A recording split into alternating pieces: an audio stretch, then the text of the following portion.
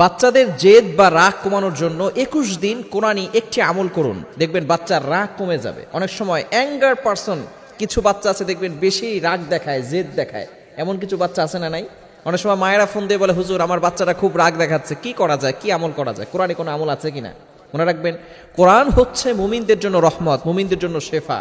কোরআনের ভিতরে আল্লাহ তাআলা সব কিছু, এভরিথিং, যা কিছু দরকার সব কিছু দিয়েছেন। আল্লাহ তাআলা নিজে বলছেন 15 নম্বর পারার 9 নম্বর পৃষ্ঠার 2 নম্বর লাইন, সূরা বানী ইসরাঈলের 82 নম্বর আয়াতে রব্বুল আলামিন বলেন, ওয়া নুনাজ্জিলু মিনাল কুরআনি মা হুয়া শিফাউন ওয়া রাহমাতুল লিল মুমিনিন।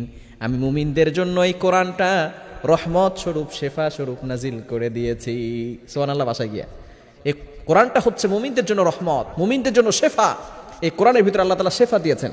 তবে অনেক সময় বাচ্চারা বেশি রাগ করে, বেশি রাগ করলে আপনি কোরআনের একটি আয়াতের আমল করতে পারেন। কিভাবে করবেন ভালো করে বোঝাচ্ছি। তার আগে আমি অনেক সময় যে সমস্যাটা বাবা মা করে সেটা হচ্ছে বাচ্চাদেরকে বদদোয়া দিয়ে ফেলে, অভিশাপ করে। খবরদার, অনেক মা তার নার ছেঁড়া ধন, যেই মা 10 মাস 10 দিন গর্ভে ধারণ করে বাচ্চাকে প্রসব করেছে, সেই মাই জানে একটা বাচ্চা প্রসব করতে কতটা কষ্ট হয়। এই মাই আবার সন্তান দুষ্টুমি করলে সন্তানকে অভিশাপ দিয়ে থাকে। মনে রাখবেন মা, আপনার দোয়া যেমন আল্লাহ তাআলা অ্যাকসেপ্ট করে নেন, আপনি বদদোয়া করলে সাথে সাথে আপনার সন্তানের জন্য সেটা আল্লাহ তাআলা কবুল করে নেবেন। এই অনেক মায়ের বদদোয়ায় সন্তানরা নষ্ট হয়ে যায়, সন্তান ধ্বংস হয়ে যায়। এজন্য কখনো সন্তানকে অভিশাপ দিবেন না। মায়েরা বেশি এই অভিশাপটা দিয়ে থাকে যে তুই মরিস না কেন, তুই মরলে আমি দুধ দিয়ে গোসল করে উঠবো। এই ধরনের কিছু নারী আছে না নাই? খবরদার, বাচ্চাদেরকে অভিশাপ দিবেন না। দ্বিতীয় নাম্বার, বাচ্চাদেরকে মিথ্যা প্রতিশ্রুতি দিবেন না। সবসময় তাদেরকে সত্য প্রতিশ্রুতি দিবেন। অনেক সময় বলে, বাবা তুমি এটা খাও, তোমাকে একটা সাইকেল কিনে দিব, এরকম বলে কি বলি না? খবরদার, এরকম মিথ্যা প্রতিশ্রুতি দিবেন না।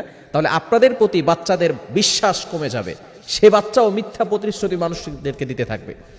এবং বাচ্চাদেরকে অভাব শিখাবেন। অভাব, বাচ্চারা জেদি হয় কেন? বাচ্চাদেরকে অভাব যদি না শিখান, আপনি এখন আপনার কাছে 100 টাকা চেয়েছে, আপনি 100 টাকা দিয়েছেন। 500 টাকা চেয়েছে, আপনি 500 টাকা দিয়ে দিয়েছেন। পরবর্তী সময় যখন আপনি দিতে পারবেন না, তখনই বাচ্চার রাগ বেড়ে যাবে, বাচ্চা অ্যাঙ্গার পারসন হয়ে যাবে। খবরদার, অভাব শিখাবেন। আপনার অ্যাবিলিটি আছে, তারপর আপনি তাকে একটু অভাব শিখান, এটা শিখানো উত্তম। এখন জেদ কমানোর জন্য কি আমল করবেন? আল্লাহ পাক রব্বুল আলামিন পবিত্র কোরআনুল কারীমের ভিতরে নিজেই বলে দিয়েছেন। আপনি আপনার সন্তানের মাথায় হাত রেখে 7 বার এই আয়াতটি পড়বেন। আয়াতটি হচ্ছে 3 নম্বর পারার 19 নম্বর পৃষ্ঠার 14-15 নম্বর লাইন, সূরা আলে ইমরানের 83 নম্বর আয়াত। সূরা আলে ইমরানের কত নম্বর আয়াত? 83 নম্বর আয়াত।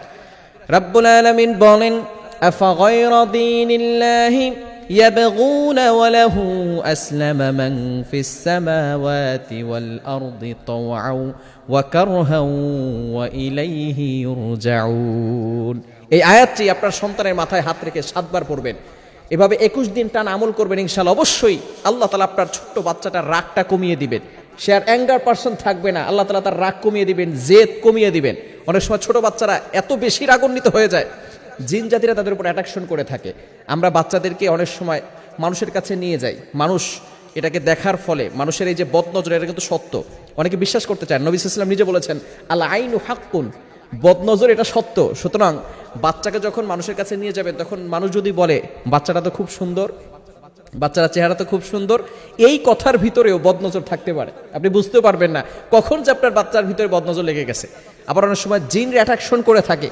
এজন্য 5 ওয়াক্ত নামাজের পরে আয়াতুল কুরসি, 4 কুল এগুলো পরে বাচ্চাকে ফু দিয়ে রাখবেন, নিজের শরীরও বন্ধ করে রাখবেন, তাহলে আর বাচ্চাকে কোনো ক্ষতি করতে পারবে না। এবং অবশ্যই এই আমলটি করবেন। সূরা আলে ইমরানের 83 নম্বর আয়াতটা, আফাগায়রা দীনিল্লাহি ইয়াবগুন ওয়া লাহু আসলামা মান ফিস সামাওয়াতি ওয়াল আরদি তাওআন ওয়া কারহা ওয়া ইলাইহি ইরজাউন। এটা পড়ে মাথায় হাত রেখে এটা 7 বার পড়বেন, ইনশাআল্লাহ আল্লাহ তাআলা আপনার বাচ্চার রাগটাকে কমিয়ে দিবেন। আল্লাহ তাআলা আমাদের সকলকে এই আমলটি করার তৌফিক দান করেন।